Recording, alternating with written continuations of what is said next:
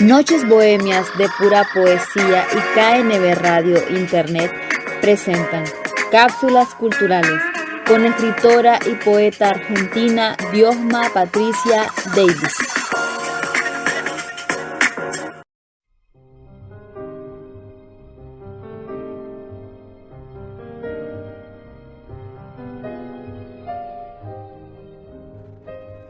Muy buenos días a todos los oyentes de esta radio, que es propiedad de la señora Katia Varillas. Soy Diosma Patricia Davis, desde la ciudad autónoma de Buenos Aires, Argentina. Y gracias a su generosidad, estoy a cargo de la conducción de este programa, denominado Cápsulas Culturales, donde les vamos a proporcionar reseñas de hechos y personajes internacionales destacados en las distintas ramas del arte y de la cultura en general. Sean todos bienvenidos.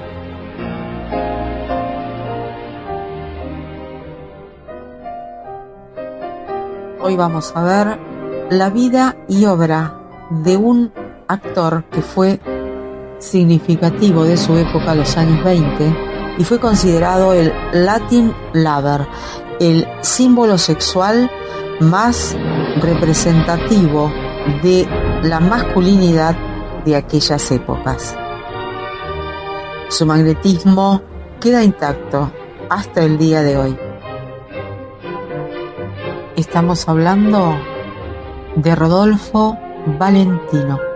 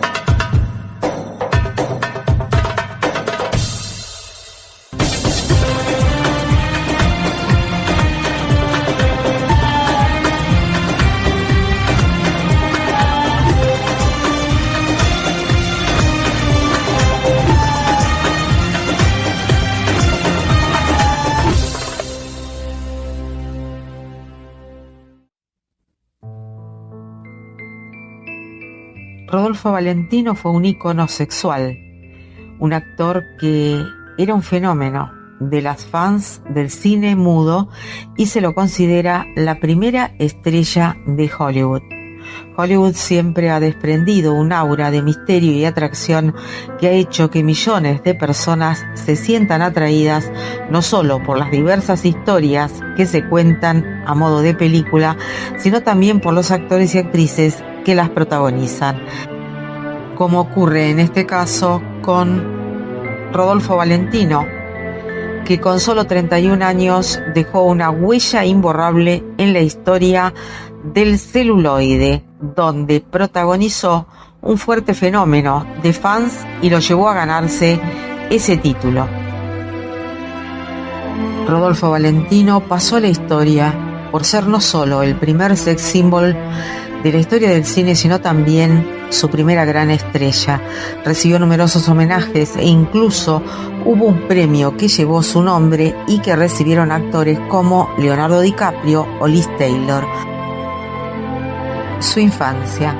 Nació en Castellaneta, Apulia, Reino de Italia, y se llamó Rodolfo Pietro Filiberto Raffaello Guglielmi di Valentina d'Antonghella. Su padre, Giovanni Antonio Giuseppe Fedele Guglielmi di Valentina d'Antonghella, era italiano y fue capitán de caballería en el ejército italiano, luego veterinario, y murió de malaria cuando Rodolfo tenía 11 años. Su madre, Marie Berthe Gabrielle Barbin, 1856-1918, era francesa, nacida en Lourdes, en Franche Comité. Valentino tenía un hermano mayor, Alberto, 1892-1981, una hermana menor, Marie, y una hermana mayor, Beatriz, que había muerto en la infancia. De niño, Rodolfo fue mimado por su apariencia excepcional y su personalidad juguetona. Su madre lo mimaba, mientras que su padre lo desaprobaba. Le fue mal en la escuela porque frecuentemente se salía de las clases o no asistía, motivo por el cual su madre lo inscribió en la escuela agrícola en Génova, donde obtuvo un certificado. Después de vivir en París en 1912 por un año, perdió su dinero y solicitó ayuda a su madre para regresar a su patria. Pronto regresó a Italia, incapaz de conseguir un empleo. En reunión familiar, sus tíos decidieron que se fuera a los Estados Unidos en 1913 a probar fortuna. Fue procesado en Ellis Island a los 18 años, el 23 de diciembre de 1913, aunque encontró una fama y un éxito sin precedentes en Estados Unidos. Valentino nunca presentó los documentos necesarios para la naturalización y así conservó su ciudadanía italiana.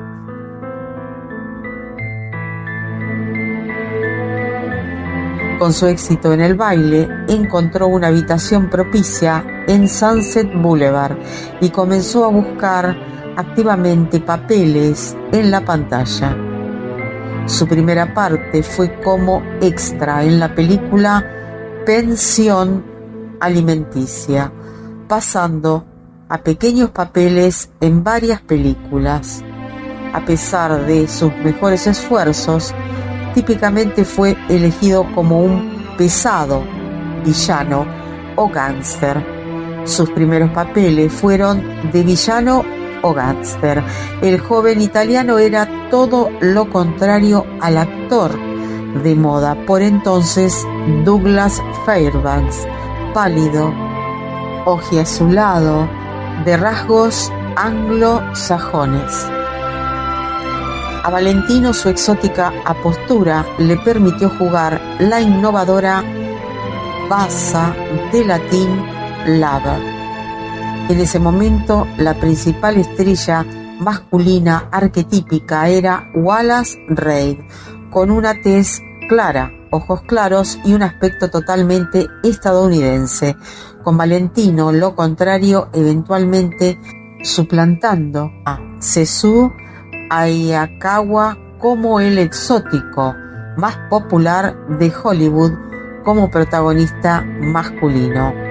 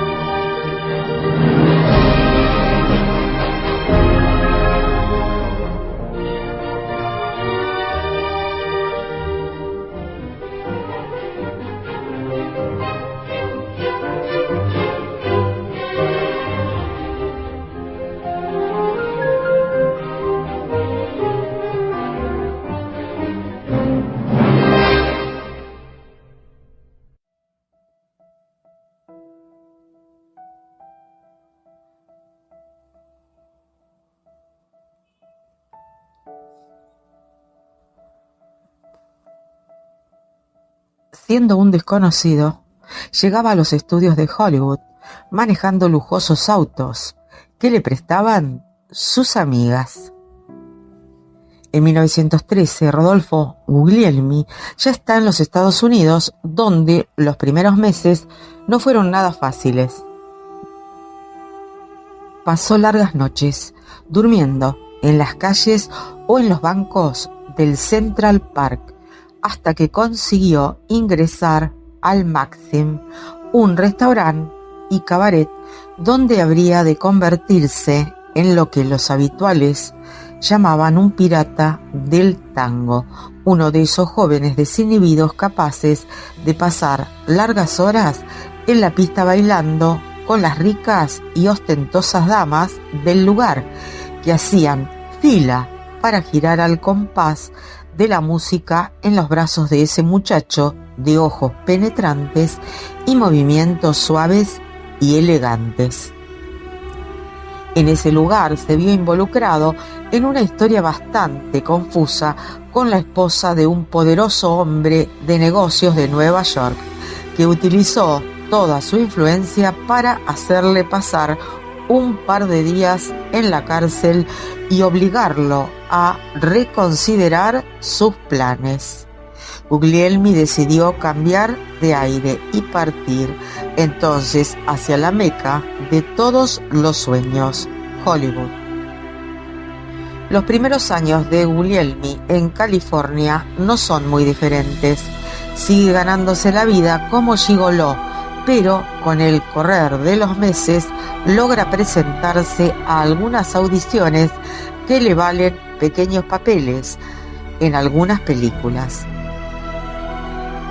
Para ese entonces, Rodolfo Guglielmi solía llegar al estudio manejando los lujosos automóviles que sus amigas le iban prestando. Esa calculada puesta en escena no tardó en llamar la atención de los productores, agentes de casting y, por supuesto, actrices.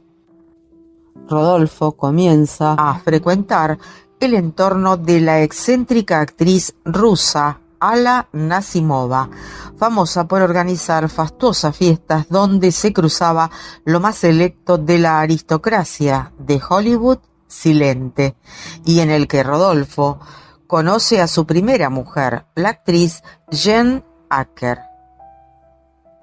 Ese primer matrimonio estaba condenado a ser efímero. Jane Acker se hallaba involucrada en una relación paralela con otra actriz, Grace Darmon, por lo que en 1921 Rodolfo comienza a frecuentar a otra mujer del entorno de Nasimova, una actriz escenógrafa llamada Natasha Rambova, de quien se asegura fue la encargada de facilitar su ascenso definitivo al estrellato, al brindarle algunos consejos para acomodar su imagen a los requerimientos de la industria y facilitarle los contactos necesarios para así arribar a conseguir su primer contrato importante. En Los Cuatro Jinetes del Apocalipsis aparece como un gaucho algo esperpéntico que baila un tango muy erotizado y muy andaluz. De un Rodolfo a otro. Si Rodolfo Guglielmi había nacido en 1895, Rodolfo Valentino nace en 1921. En ese año crucial aparecen sucesivamente Los Cuatro Jinetes del Apocalipsis y El Sheik, las dos obras que construyen y consolidan el mito del Latin Lover, la máquina erótica de una masculinidad arrebatadora construida como un festival de signos eróticos diseñados para capturar la sensibilidad y pasión, con un nivel de sofisticación nunca visto hasta entonces. En su rol de Ahmed Ben Hassan, Valentino terminó de definir el tipo de personaje y el nivel de proyección anímica y sentimental que lo inmortalizarían. En medio de ese melodramático relato de aventuras narrado con un nivel de atrevimiento y osadía no muy comunes para esa época, intenta, y en más de una ocasión incluso lo logra, mostrarse como algo más que una cara bonita, un actor con pretensiones que al parecer todavía tenía mucho camino por escalar, más allá de los 6 arrolladores éxitos que filmara sucesivamente en casi la misma cantidad de años. En 1926, la estrella ya está en el punto más alto de su éxito y popularidad.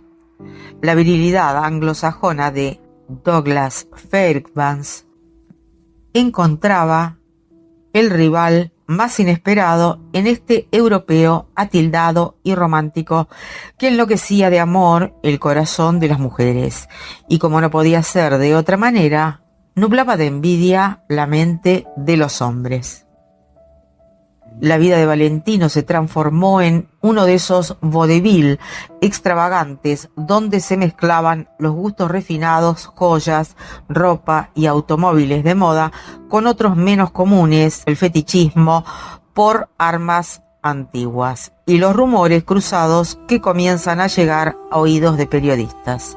El estrellato de Valentino se problematizó al nivel de los más media de la época, cuando algunos diarios comenzaron a sugerir lagunas en su masculinidad, alentadas a veces por la predilección de Valentino al momento de usar afeites y postizos que ayudaron a definir mejor su imagen, y en otras por algunas versiones de amores clandestinos mantenidos con otros hombres. La ira del astro no se hizo esperar. Cuenta la leyenda que logró arretar a duelo a un cronista del Chicago Tribune que había puesto en duda su hombría. Pero como los duelos ya habían sido prohibidos, las diferencias se zanjaron en un combate de boxeo para el que Valentino contó con el asesoramiento pugilístico de su amigo Jack Dempsey. Al parecer, el rival del Sheik llevó la peor parte en ese encuentro, pero aún así los rumores no llegaron a despejarse del todo. La estrella se apagó. El hijo del Sheik, 1926, secuela de éxito de 1921, vendría a desterrar versiones maliciosas y a confirmar la posición de Valentino como ícono.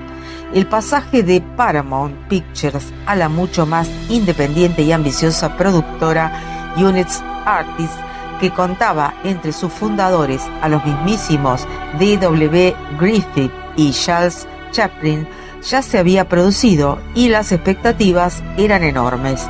En el verano de 1926, Valentino estaba en Nueva York para promocionar la película, pero en la tarde del 15 de agosto comenzó a sentirse mal en la habitación de su hotel. Y lo que en principio era diagnóstico de una apendicitis, pronto derivó hacia una peritonitis fulminante, de desenlace tan inesperado como fatal. Con apenas 31 años de edad, la estrella de Rodolfo Valentino comenzó a apagarse, pero todavía restaba el acto final. El 24 de agosto, la casa funeraria Campbell en Broadway y la calle 66 hierve de actividad. Frank E. Campbell, gerente de la firma, ha recibido el encargo de organizar el sepelio de la mega estrella y ha decidido transformarlo en un mega evento precursor de los funerales estruendosos, mediáticos y masivos que conoceríamos en el siglo XXI.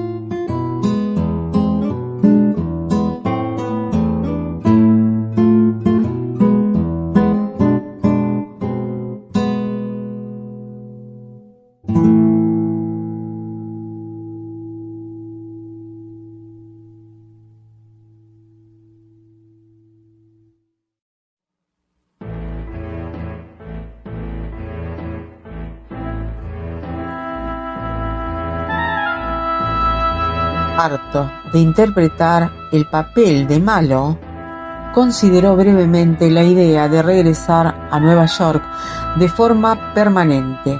Regresó de visita en 1917, se quedó con amigos en Greenwich Village y finalmente se instaló en Bayside, Queens.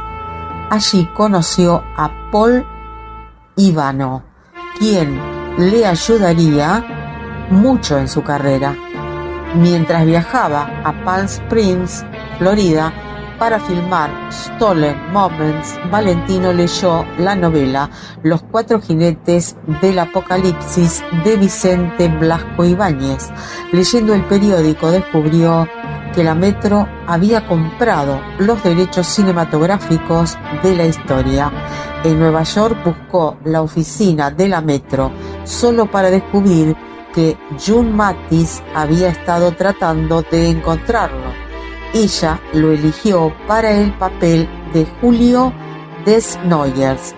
Para el director, Mathis había elegido a Rex Ingram, con quien Valentino no se llevaba bien, lo que llevó a Mathis a desempeñar el papel de pacificador entre los dos.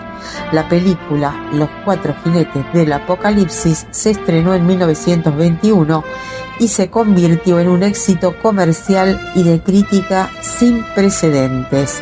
Fue una de las primeras películas en ganar muchísimo dinero en dólares en taquilla, la sexta película del cine mudo más taquillera de toda la historia.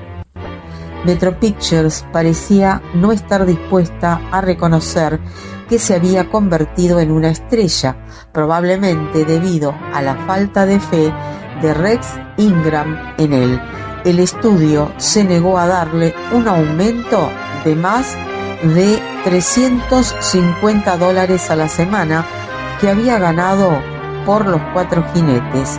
Para su película de seguimiento lo obligaron a participar en una película de serie B llamada Un Chance Six.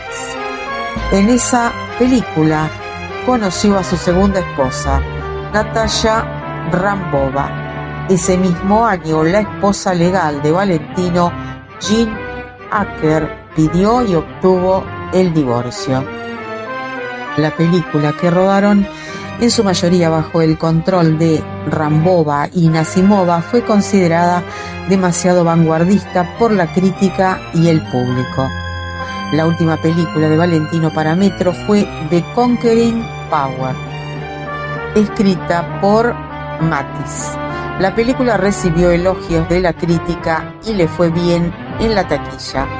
Después del estreno de la película, viajó a Nueva York, donde se reunió con varios productores franceses. Ansioso por Europa, mejor paga y más respeto, Valentino regresó y abandonó Metro rápidamente. Después de dejar la Metro, se unió a la famosa Players Lasky, precursora de la actual Paramount Pictures, un estudio cuyas películas tenían un enfoque más comercial. Mathis pronto se unió a él, lo que enfureció tanto a Ivano como a Rambova.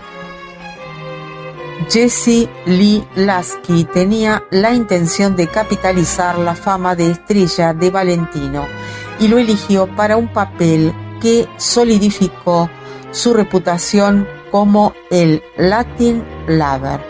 En The Sheikh interpretó el papel protagonista del Qaid Ahmed Ben Hassan.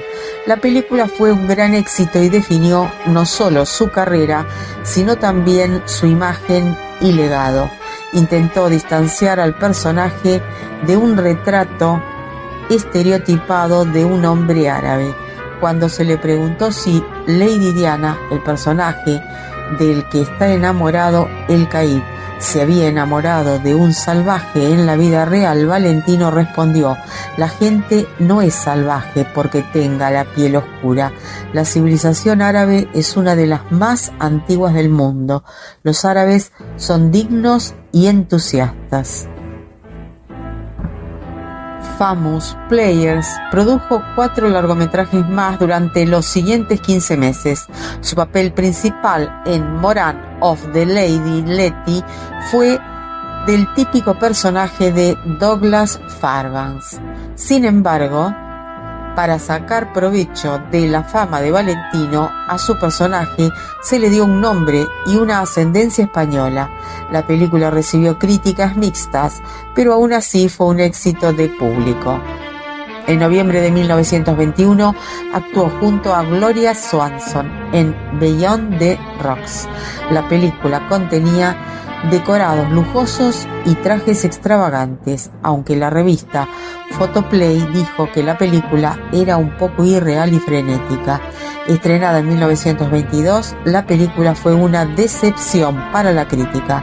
Años después de su lanzamiento, se pensó que Beyond the Rocks se había perdido, salvo por una porción de 1 minuto, pero en 2002 la película fue descubierta por el Museo de Cine de los Países Bajos.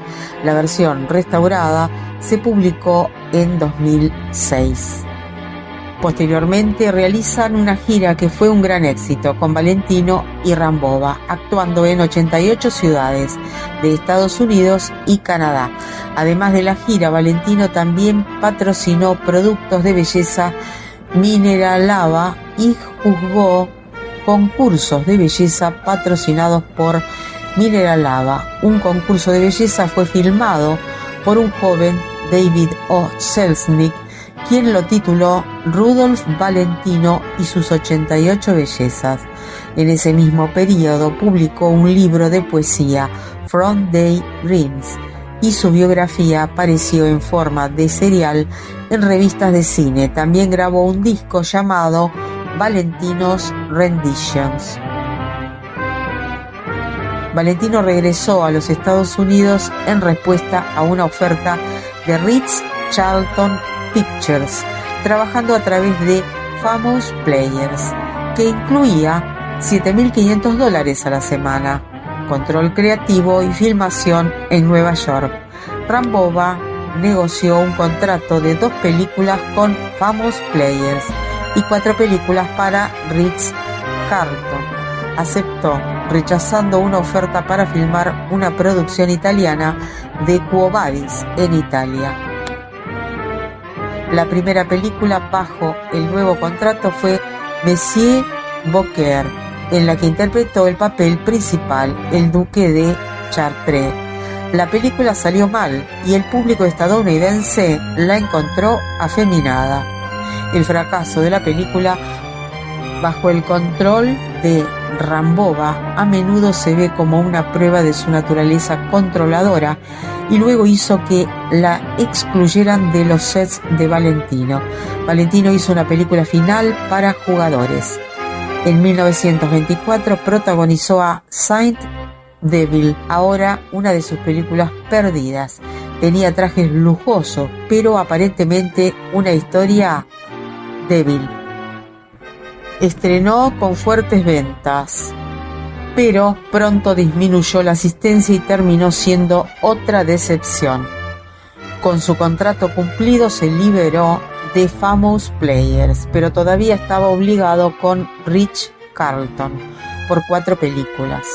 La siguiente película fue un proyecto favorito titulado The Hooded Falcon. La producción estuvo plagada de problemas desde el principio, comenzando con el guión escrito por June Mathis. Los Valentino no estaban satisfechos con la versión de Mathis y pidieron que se reescribiera. Mathis se lo tomó como un gran insulto y no habló con Valentino durante casi 2 años, mientras Rambova trabajaba diseñando vestuario y reescribiendo el guión de Falcón. Valentino fue persuadido de filmar Cobra con Nita Naldi. Aceptó solo con la condición de que no se publicara hasta después del estreno de El Halcón Encapuchado. Después de filmar Cobra, el elenco del Halcón Encapuchado zarpó hacia Francia para que le prepararan el vestuario.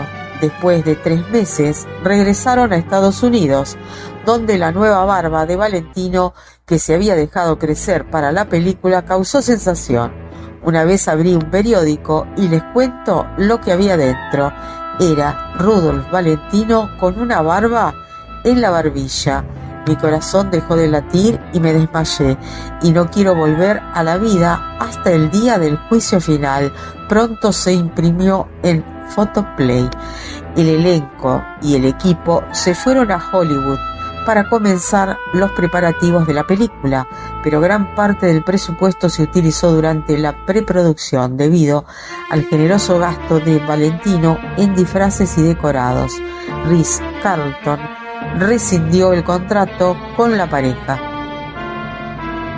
En 1919 se casó con la actriz Jane Acker, una supuesta amante de la también actriz Alla Nasimova, quien la había amenazado con destruir su carrera si la abandonaba antes de que ésta se casara con Valentino. A este matrimonio, que no llegó a durar un mes, prosiguió la unión civil de Valentino con Natalia Rambova, de la que también acabaría divorciándose.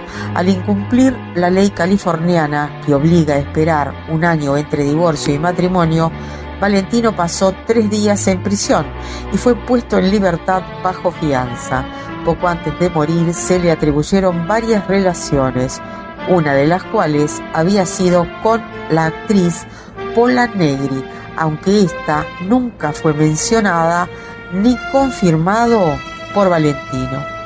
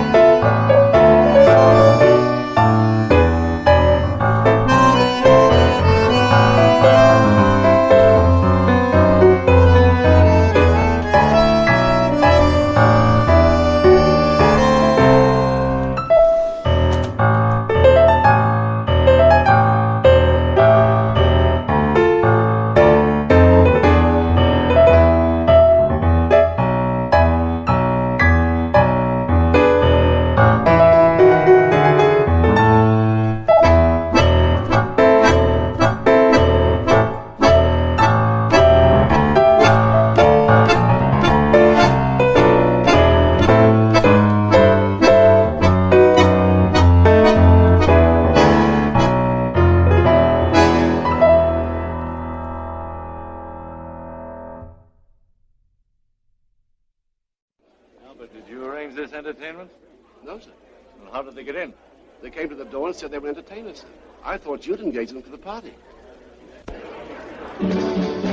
El tango más famoso de la historia. What's he doing here? I don't know. Un enorme impacto causó hace un siglo una escena de tango que se convirtió en una de las más célebres de toda la era muda. Nos estamos refiriendo al baile de Rodolfo Valentino en Los Cuatro Jinetes del Apocalipsis. El tango es un baile de procedencia argentina que surgió a finales del siglo XIX y que empezó a tener una gran popularidad en Europa poco antes de la Primera Guerra Mundial. Curiosamente, en Argentina era una danza asociada a lugares de dudosa reputación, como prostíbulos, pero llegó a Europa y fue inmediatamente adoptado por las clases altas. Una de las personas que se especializó en este baile exótico era un joven de origen italiano emigrado a Estados Unidos que había cambiado en América su nombre por el de Rudolf Valentino, aunque se adopta la versión castellanizada de su nombre con el que se lo conoce en los países hispanos de Rodolfo Valentino. Estuvo durante años haciendo todo tipo de pequeños trabajos para subsistir en Nueva York, pero finalmente logró hacerse un nombre como bailarín que le valdría su pasaporte a Hollywood. Tras unos pequeños papeles de poca relevancia, Valentino iba a abandonar su idea de hacer carrera en la gran pantalla, pero entonces leyó que la Metro había comprado los derechos de Los Cuatro Jinetes del Apocalipsis de Vicente Blasco Ibáñez y decidió hacerse con el papel de Julio. Entró en escena la otra gran persona crucial en esta historia, June Mathis, que era ni más ni menos que una de las personas más importantes en Hollywood de entonces. Uno de los ejemplos de cómo las mujeres tuvieron puestos de mucho poder en dicha industria en la era muda que en cualquier otra época posterior. Ejercía funciones de guionista, productora, ejecutiva o asesora, según la ocasión. Para muestra de su importancia, vale destacar que fue la primera gran responsable de la gigantesca versión de Ben-Hur de 1925, si bien el rodaje fue un calamitoso desastre. El instinto de Mathis era infalible. Ella quería que ese bailarín italiano totalmente desconocido fuera el protagonista de esa gran producción dirigida por el que pronto sería uno de los directores más célebres de la época, Rex Ingram. Pero la idea era muy arriesgada y topó con la negativa inicial de todos los ejecutivos de la Metro. Valentino no tenía muchas nociones de interpretación y ese tipo de héroes latinos en aquella época todavía no eran muy populares. Pero en el mundo del cine, las dotes interpretativas no lo son todo, y tras ver las primeras tomas del principiante Valentino, enseguida se hizo obvio que el actor le gustaba a la cámara. Y entonces, en ciertos momentos de la producción, cuando Mathis y Valentino presionaron para añadir a la película una escena en que el actor bailara un tango, no existía tal tango en el libro de Blasco Ibáñez. Era una excusa para exhibir las dotes de Valentino como bailarín. Nadie podía imaginarse el desmesurado éxito que tendría dicha escena. La leyenda de Valentino y el prototípico personaje de Latin Lover que nacería con él empezaron literalmente en esa escena. Es todo lo que una mujer de la época podía esperar de un sensual amante latino, esa masculinidad desatada y algo agresiva, la elegancia a la hora de bailar, la sensualidad que emanaba dicho baile con los dos cuerpos tan pegados y en perfecta sincronía. En esos 4 minutos Valentino pasó literalmente de ser un desconocido a un mito erótico jamás igualado de la historia del cine. Los 4 jinetes del Apocalipsis fue tal el éxito que se convirtió en una de las películas más taquilleras de toda la era muda y su escena más célebre consiguió poner de moda el tango, que acabaría para siempre asociada con la figura de Valentino. Así pues, gracias a la intuición de June Mathis y la suma de los talentos de Valentino como bailarín, que sobrepasa en mucho su talento como actor, y de Rex Ingram como director, dieron pie a una de las escenas más míticas de toda la era muda.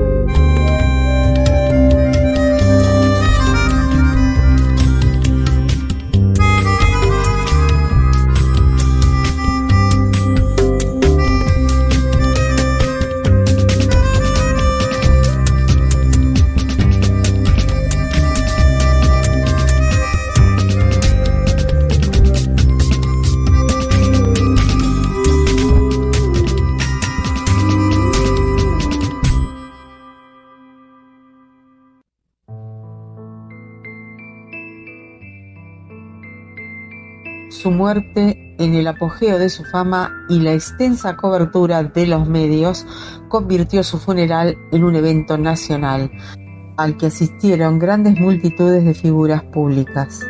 Según el biógrafo Carl Roilson, Valentino tenía un cuerpo delgado, hacía deporte y una apariencia oscura, lo que lo convirtió en un héroe de acción y una leyenda romántica. Era el epítome del amante latino de la pantalla muda.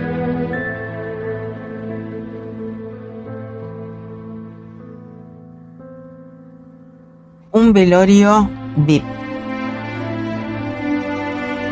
Para proveer el marco adecuado al recibimiento de las miles de mujeres que se esperaba irían a despedir al objeto de su devoción, Campbell organizó junto con George Ullman, el representante de Valentino, una puesta en escena que termina incluyendo suicidios de mujeres enloquecidas de amor en las inmediaciones del lugar, camisas negras fascistas custodiando el féretro del actor, supuestamente enviadas por el mismísimo Benito Mussolini, y una catarata de desmayos y crisis psicóticas entre las más de 100.000 personas que se acercaron a dar el último adiós al más grande de los amantes.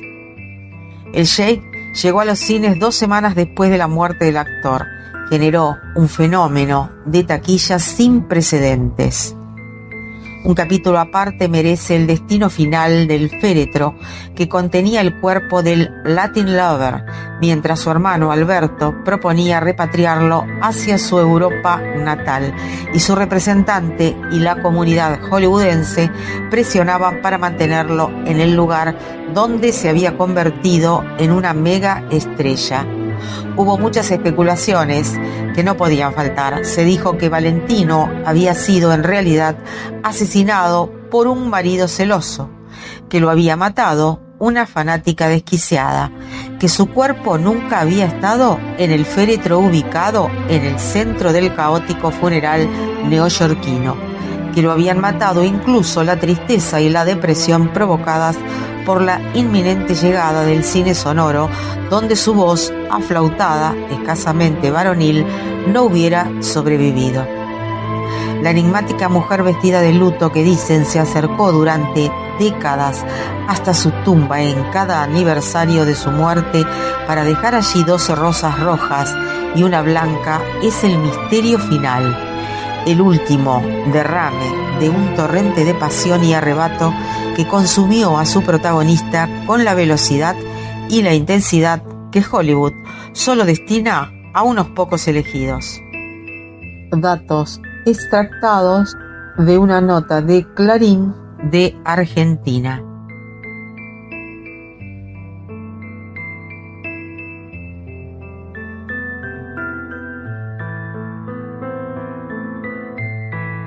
Después de la muerte de Valentino, se buscaron sucesores para llenar el espacio de amante latino que dejó en lo alto, siendo el elegido Ramón Novarro.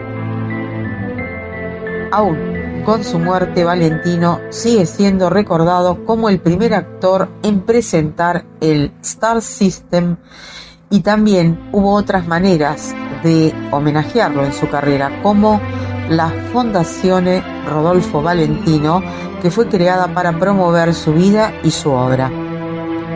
En el año 2009 se abrió una escuela de cine en su ciudad natal, Centro Studi Cine Club Rodolfo Valentino Castellaneta.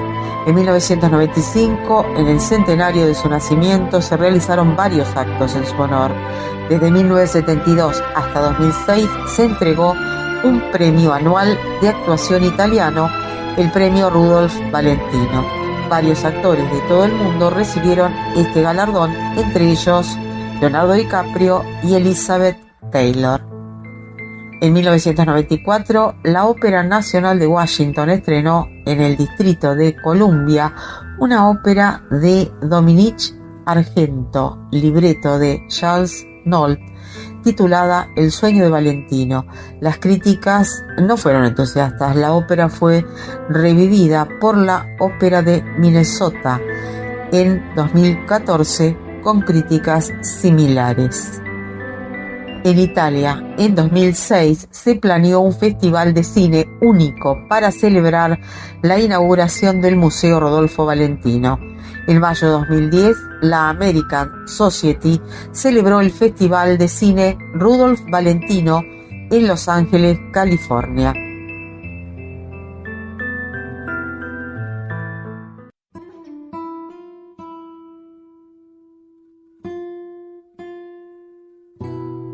Su muerte desató la locura entre sus fans y los periódicos informaban de varios suicidios relacionados con su deceso. Alrededor de 100.000 personas acudieron a la funeraria Campbell's de Nueva York. El histerismo era tal que hubo disturbios y tuvieron que enviar a más de 100 policías para controlar a la gente.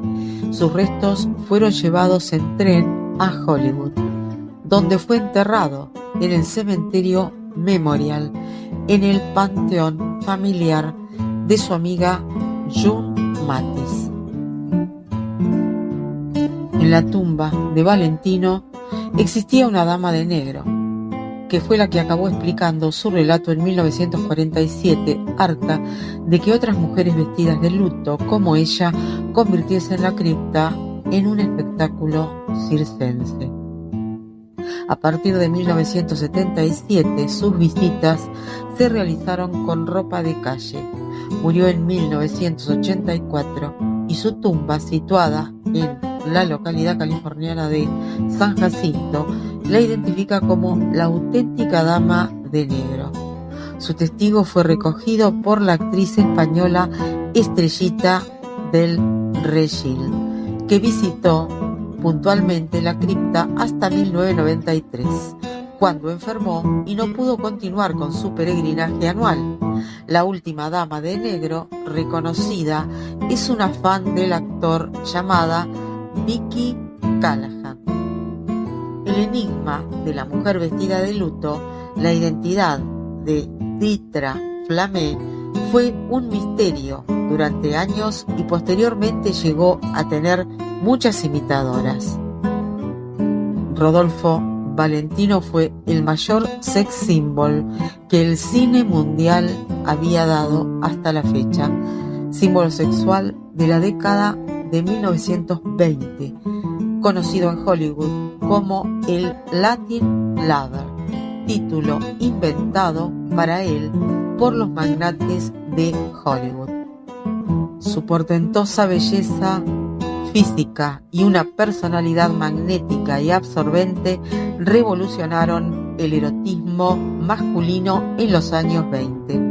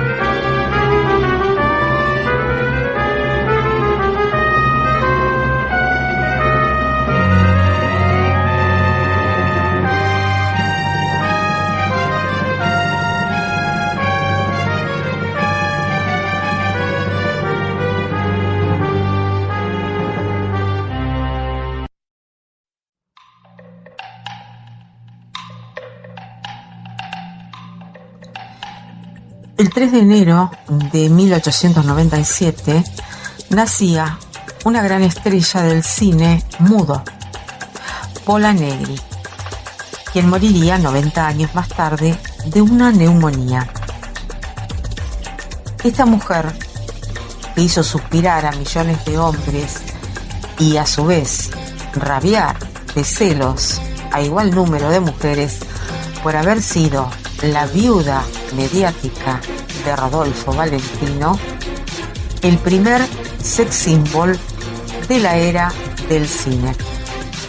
Fue la reina Pam de los locos años 20, la más exótica y romántica, de esas bellezas que deben transmitir emociones, sentimientos y consternaciones, con sus gestos que serían eternizados en el celuloide y de esta forma eternizados para siempre.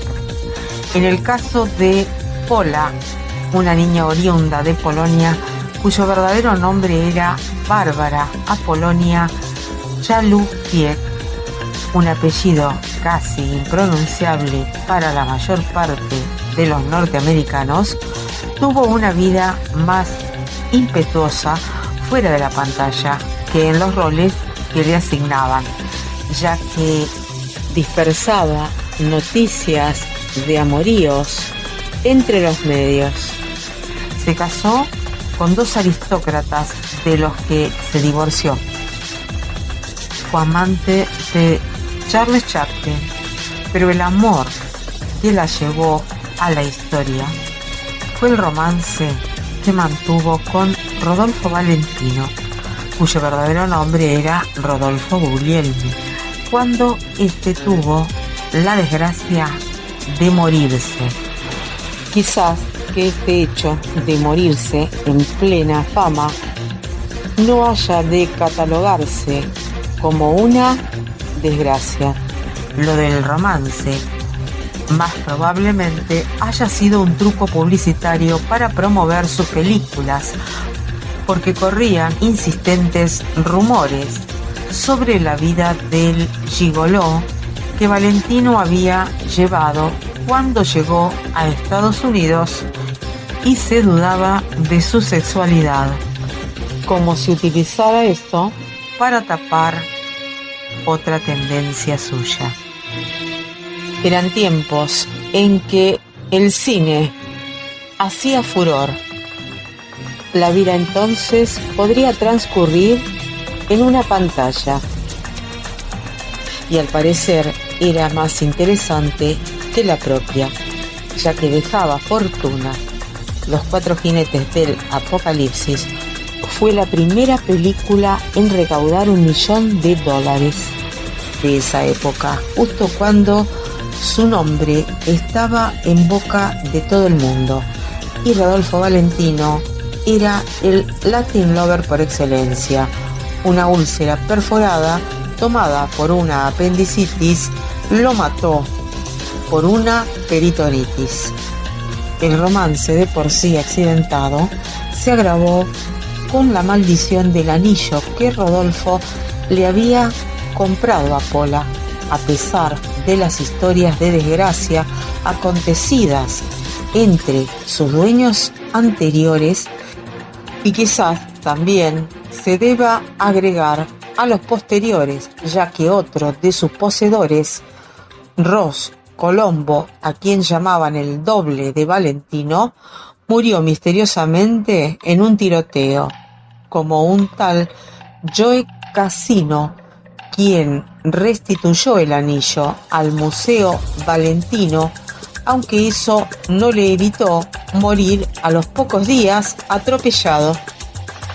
Pola había comenzado su carrera como bailarina del ballet imperial ruso, pero una lesión truncó su carrera en la danza, no así en la pantalla, donde comenzó a aparecer en películas filmadas en Polonia y Berlín bajo la conducción de Max Reinhardt.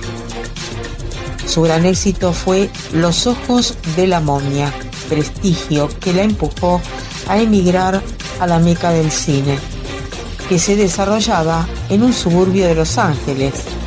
Allí vivió un romance con Charles Chaplin y el más sonado anuncio de casamiento con Rodolfo Valentino, más promocionado por Pola que por Rodolfo. Vestida de negro, acompañó el féretro de su malograda pareja y esta foto dio la vuelta al mundo. Pola, la precoz viuda, hizo su papel a la perfección.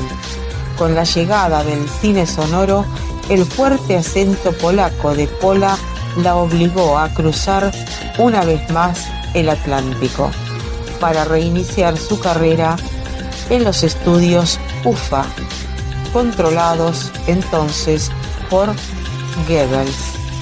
Al comienzo de la Segunda Guerra Mundial, Pola volvió a los Estados Unidos, donde los últimos años de su vida transcurrieron misteriosamente, ya que en su autobiografía de 1970 solo refuerza su papel de viuda inmaculada de Valentino, aunque cierto momento del relato confiesa haberse enamorado de Lenin, subyugada por el fulgor de su mirada.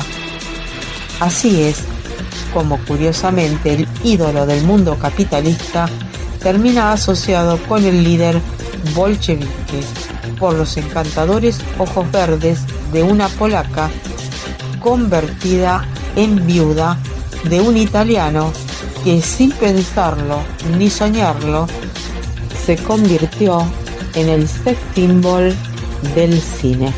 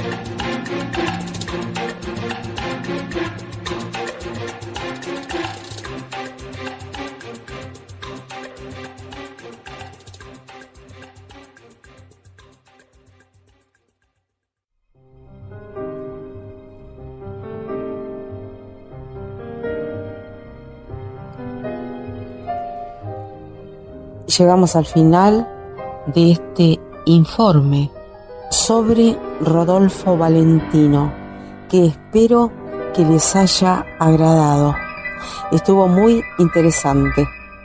Todos lo admiramos y está eterno en el recuerdo. Yo me despido. Un abrazo para todos. Hasta la semana que viene con nuevas reseñas de hechos, personajes, celebridades que se hayan destacado en el mundo de la cultura. Diosma Patricia Davis, desde Buenos Aires, ciudad autónoma de Argentina.